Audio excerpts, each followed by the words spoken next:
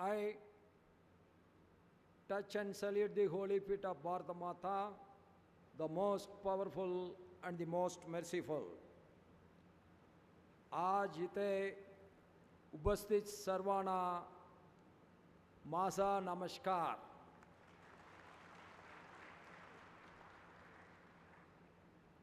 Today we are celebrating the 38th convocation of our great Mahatma Phule Krishi Vidyapeeth Rahuri, and on this day the dignitaries who are sharing the dais with me,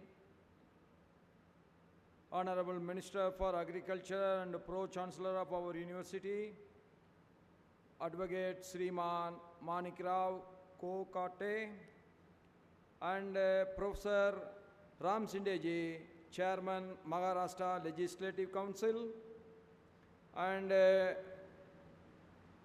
today's chief guest, scientist of the scientist, Dr. Sanjay Kumar ji, Chairman ASRB New Delhi,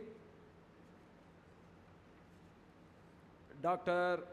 Sharad Gadakh, Vice-Chancellor of the Mahatma Phule Krishi Vidyapeeth Rahuri, Vice-Chancellors and ex-Vice-Chancellors of various universities who have come here to greet the students, the graduates of today, members of the Executive Council and the Academic Council, faculty and their graduating students and their proud parents, Bhaiyo Behno, representatives of media, my namaskar to everyone.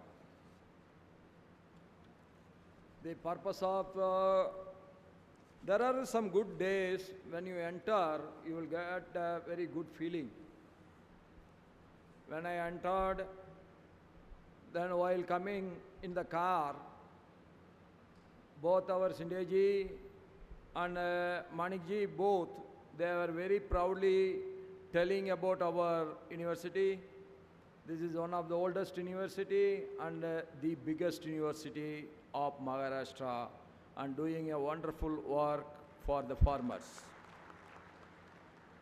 When I was discussing with the collector about the GDP and the per capita income of the district, the collector was very proudly telling to me, the great contribution by this university helps a lot to improve the revenue of the farmers of this area, of this district, and because of that the per capita income is above the average of the state.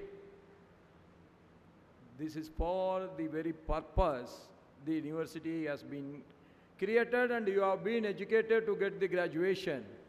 It is not that one university is created, somebody is studying, somebody is getting the degree, and somebody is getting a good government job, and somebody is working as a government staff, and no impact on the society is not the idea. The idea is to create an impact on the farmers and their revenue. And I was very glad to note from the speech of our Vice-Chancellor that 25 varieties have been introduced by the university in 9 crops, like sugarcane, pomegranate, chickpea, onion, rice, citrus, pale millet, and sweet orange. And because of this innovation and introduction, the net contribution by way of revenue is 2,46,331 crore revenue-wise. That is immense, and this is a great contribution to our GDP. And above that, what is impressed me more, it is not only the gross revenue. Gross revenue need not improve the living standards of the farmers, but the net revenue out of this gross revenue is 32,673 crore. That is where the real impact on the society and the livelihood and the standard of living of the farmers is improved. This my only appeal to all the young graduates today, you should always keep this in mind. Whether you are copying down from the other universities, whether you are copying down from the other areas, that is immaterial. But you should always concentrate which crop will suit more at which session, so that that season crop will give more revenue to the farmers of the area where you are working. The research is one. In my opinion, the research should be followed like this. How the Japanese and Chinese have done their research. They have not invented the car. They have not invented very sophisticated machines. They have copied down, but they refined it and they improved it, and after some time they invented new things. To rise the level, you should always copy the research benefits of others. There is no doubt about it. We are the university, every university need not do the same research. What is invented by the other universities should be adopted by us, and what is we are inventing, that should be adopted by the other universities. That type of give and take policy and exchange of views, exchange of research works, exchange of research papers, exchange of innovative ideas should always raise the Bharat to a greater level, and it will yield a lot of revenue for the farmers. I will tell you, the farmers cannot be helped by the government beyond a level. We are always telling that minimum support price should be more. Whether the minimum support price can be increased beyond a level. You take the cotton crop. The MSP has risen every year, and it has reached a point where the Indian cotton price is much higher than the international price. What will happen? After some time, there will be no cotton crop in our country. After some time, there will be no cotton industry in our country. So the yield per acre has to be increased. That's why you are sitting here as the agricultural graduates. You have to reform the farming of India with the scientific methods, and we have to follow the scientific methods and innovations. And the farmers, we should educate them, we should motivate them, we should impress on them that they should adopt the scientific methods, so their yield per acre will go up. Because of that, their revenue will go up. This you always keep in your mind. That is my humble request to all of you. And we are all talking about, and Prime Minister of our country, Sriman Narendra Modi ji, is very optimistic. By 2047, India will be the Viksit Bharat. Not only India will be Viksit Bharat by industrial field, but by agricultural field also. We are not a small country with small population. We are the highest populated country in the world today. We have already overcome China. You take Australia. Australia's population is something around below 3 crore.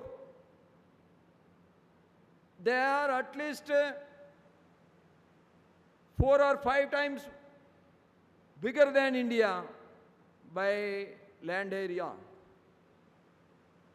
They can import their entire food product from abroad, but can we import for 140 crore people?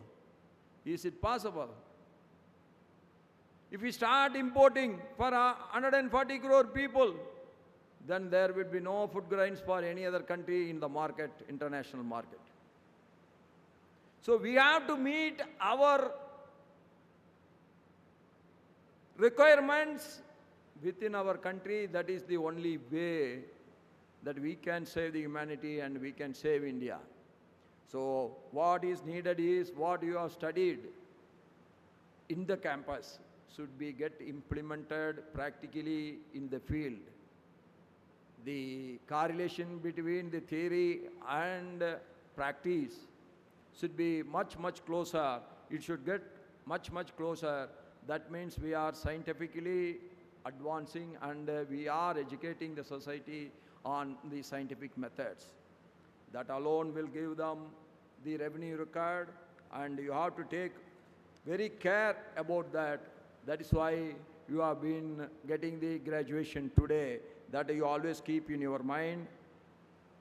It is a matter of immense pride that the university has released 306 high-yielding crop varieties, developed 51 implements and farm machinery, and introduced 1,866 appropriate agro-technologies tailored to meet the needs of farming community. This entirely aligns with the vision of our Honorable Prime Minister Shri Narendra Modi ji's, who wants to make agriculture as profitable activity and for the farmers and sustainable it for them in the future too. Modi ji is glad that I will double the revenue of the farmers, and he is moving towards it. First time in the country under his leadership only the farmers were getting the pension. There is a pension for the ministers, there is a pension for MLAs, there is a pension for governor, there is a pension for MPs.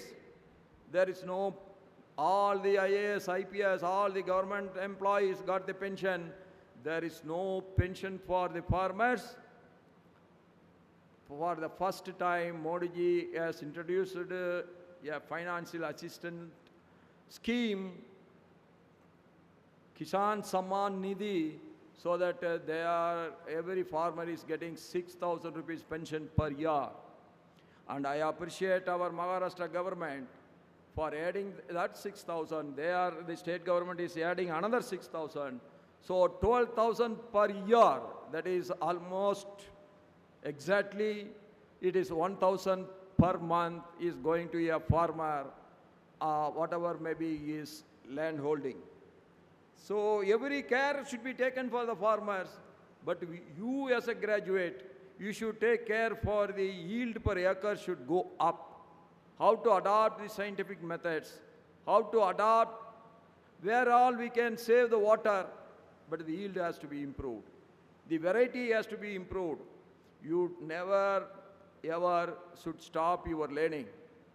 You should try to learn more and more, and you should keep yourself updated as far as your knowledge is concerned. That alone will help the farming community. And I am extremely happy to know that the university has established 27 sale counters across its jurisdiction to ensure the availability of high-quality inputs produced by the university for the benefit of the farmers. This is another great step by the university. As I told you, the impact on the society is more important. In that direction, it is a well appreciable act of the university. In an effort to celebrate and highlight the achievements of the distinguished alumni and progressive farmers, the university has introduced the MPKV Idol, a platform to honor their remarkable contributions and inspire the future generations. And all the graduating students should always join the alumni of our university, and wherever you are, you may be in any part of the world, any part of our country, but your contribution and your connectivity with this university should be there forever throughout your lifetime. The Vice-Chancellor's report clearly depicted how the university has excelled in various aspects of education and research. The university has done a commendable job in developing various crop varieties and technologies for the benefit of the farmers. And I am sure the agriculture remains a low-income profession, especially for the small and marginal farmers. Rising input costs, limited market access, and inadequate pricing mechanism further strain the sector. For that only the farm-producing companies have been introduced. You take one amla. If you sell the amla in the market as it is, the revenue will never go up. You can make a pickle out of the amla. You can make honey amla, you can make sweet amla, you can make amla juice, then you market it, then you will get at least minimum 100% more revenue than what you are selling it in the market. So value added should be your ultimate aim. You should persuade, you should motivate the farmers to go for value added of their products. Then definitely the revenue of the farmers will go up. And small farmers, we should form a cooperative movement, and cooperative farming companies should be framed and formed for the small and marginal farmers. And your effort in that direction will help the society in a big way. Through the programs and initiatives aimed at providing financial support, training and infrastructure, we are working to empower the next generation of agricultural leaders. And finally, I will tell you only one thing, that myself and our agricultural minister, as well as our Maharashtra Legislative Council Chairman, on behalf of the three, I assure you, we will come and stay with you in this university for 3 days, and we will be going to the field with you to see how you are making the impact on the society, what is your real need, that all will be addressed. We will not go anywhere. We will be staying in this campus for 3 continuous days. That means arrival and departure will not be on the 3 days. It will not be taken. We will be arriving 1 day before, and we will be departing on after 3 days, 4th day morning.